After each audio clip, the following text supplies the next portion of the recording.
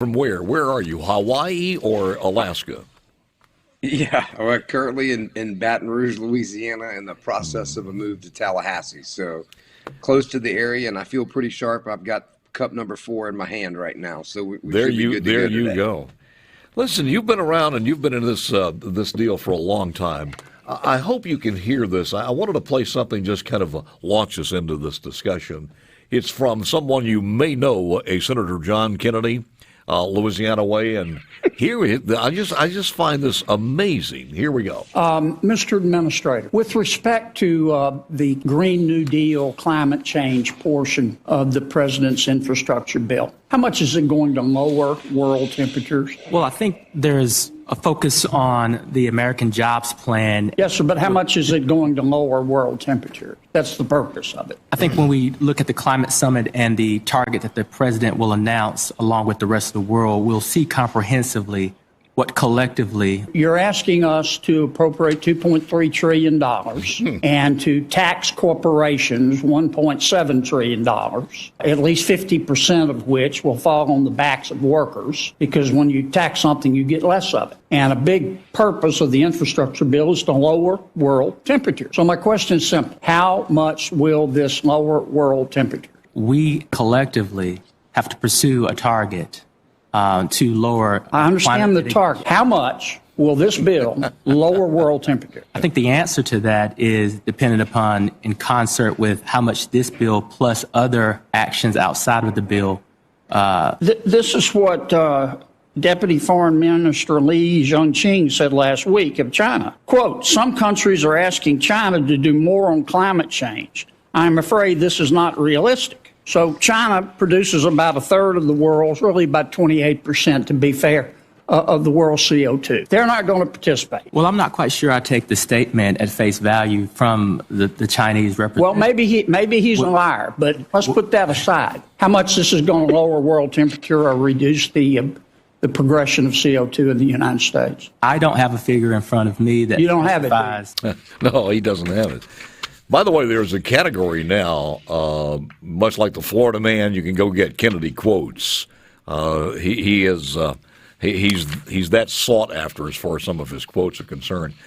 But Gifford, he's been doing it and saying it for a long time. He has. Tell me, to open this up as far as that news that's hitting and everything else. We're moving so fast in Washington. We're even talking statehood for D.C. now. But tell me what your thoughts are on this whole project here.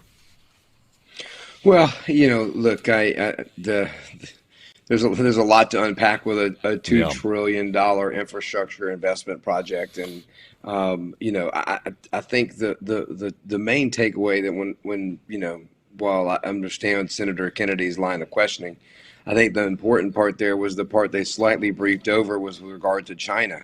Even yesterday, the president was making his announcement about the U.S. setting new emissions reductions target. And China and Russia and India did not make any agreement to reduce their emissions at all. And in fact, China is continuing to invest in new coal power plants. And so, the climate is not a Louisiana issue or a Mississippi issue or a Gulf Coast issue or a U.S. issue. It has to be something that we do all together. And right now, three of the largest economies and largest producers have no intention really of supporting a reduction in emissions because they're focused on growing their own economies right now. You hate to whittle this down to the reality of it because you always ask, what can we do? What are the possibilities? But if we don't win the House and or Senate back with some command, with some dominance, we are screwed, is my thoughts. Well, I mean, look, in representing the oil and gas industry and having spent my whole life, more or less in Louisiana, that depends on the oil and gas industry. This administration is doing exactly what they said they were going to do. And, one of the first things they came in and did was they paused any new offshore leasing. And just this week, they announced that they're not going to do any lease sales, federal lease sales in the second quarter of this year. And, for Louisiana and Mississippi, the Gulf Coast and the Gulf of Mexico as a source of revenue and a source of jobs is incredibly important.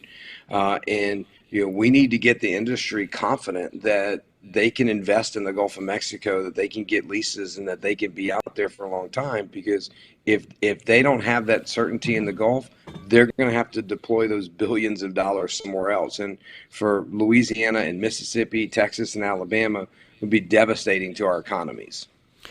Do you think that there is a better way for this? If one of the things that they've been so successful, and it's the old confuse and conquer, I would agree that there's climate change. There's always been climate changes. It changes when you start looking at the history. If you know it's climate change, it changes. But the fact is, even before there were SUVs on the pavement, there was climate change. The fact is, can we have this narrative that there is climate change to some degree? It is normal. And it may not be people may not be the cause of this. If it is, it's such a small degree that it really wouldn't matter. But how are we facing this? My problem is when you start looking at this, we're talking about spending $2.3 trillion, and it will do nothing. Well, I mean, look, I think in the 70s and 80s, right, there was a global freezing climate crisis, right, where the Earth was rapidly cooling, and now it's rapidly, for billions of years, the Earth has gone through its cycles and temperature changes. I think we all can agree that less carbon emissions is a good thing, and the oil and gas industry is responsible for some of the largest decreases in greenhouse gas emissions in a long time, because of clean burning natural gas replacing coal powered power plants. And so we can move to reduce emissions as a country, but we need to do it in a responsible and smart way. And saying that we're not going to have natural gas as part of the equation is not responsible. We want to transition to electric vehicles. That's great. You're going to need natural gas to provide the electricity. Yeah. We're not going to be able to get rid of all the vehicles that we have on the road. So we can reduce our emissions, as we have been doing for the past 3 decades, but we need to do it in a responsible way that doesn't cripple our economy. I go back as a boomer and look at the cars we had when we were coming up as teenagers to what we have now. Nowhere near the same thing as far as a multitude of different data on that. But when you start looking at where we're going and the push that he's making, he's talking about actually taking every school bus in America and converting to electricity. And somewhere down the line, you have to have energy to fuel that electricity. And nobody's talking about that. Has anybody ever said anything about where we're going to put some of these batteries in the aftermath of that? Or where we're going to, I mean, I've seen some studies indicate that we do not have the raw materials, not only available in the U.S., because we're not getting the materials for the batteries in the United States. The materials to make the batteries to meet the demands and the goals that we're setting don't exist. Yeah. And so there's going to have to be additional technologies developed, which is why you see a lot of companies already moving towards hydrogen as a source of fuel and away